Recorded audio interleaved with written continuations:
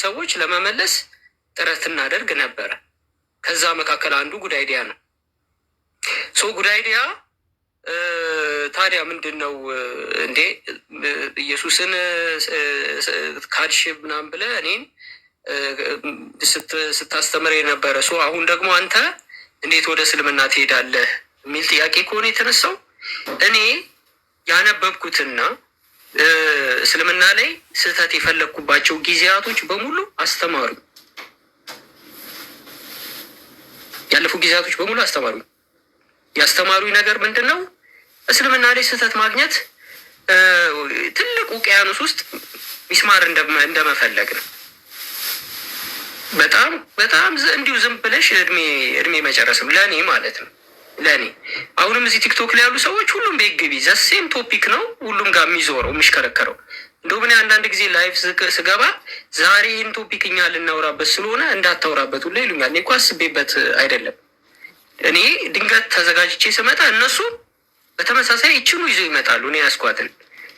ስለዚህ የያዝነው ነገር በሙሉ እስልምና ላይ ያለው የያዝነው ነገር በሙሉ ዱቄት ነው፣ በገለባ ነው፣ ዝም ብሎ ነው የሰበሰብነው። ስለዚህ የሰበሰብኩት ነገር ሳየው እስልምና ላይ ያለውን እውነት እንኳን በውሸት ሊቀይር ቀርቶ ወዴትም የሚያደርስ ነገር እንዳልሆነ ገባኝ።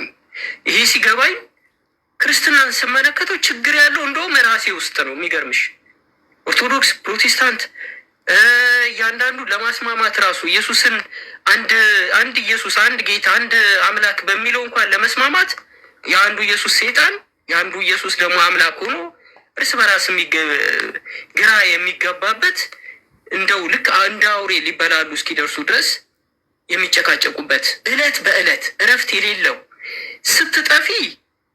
ስትጠፊ አንጀት የሚበላ ወንጌል ይሰብኩሻል።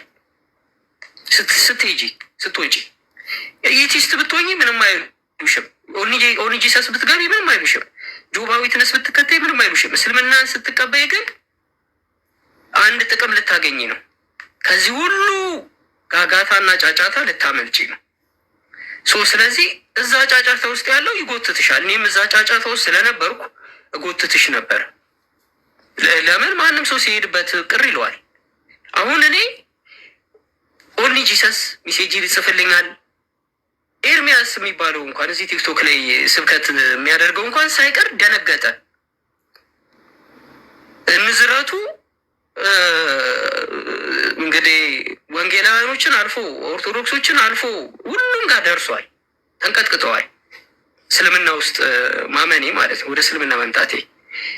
ስለዚህ ይኸውልሽ ሰው ስታገኝ አይደለ የሚከፋው ነቅር የሚለው፣ እስልምናን ስታገኝ ሁሉም ይከፋዋል። ክርስቲያን የተባለ በሙሉ ሁሉም ይከፋዋል። ስለዚህ እህትዬ ግራ የተጋባና የተወዛገበ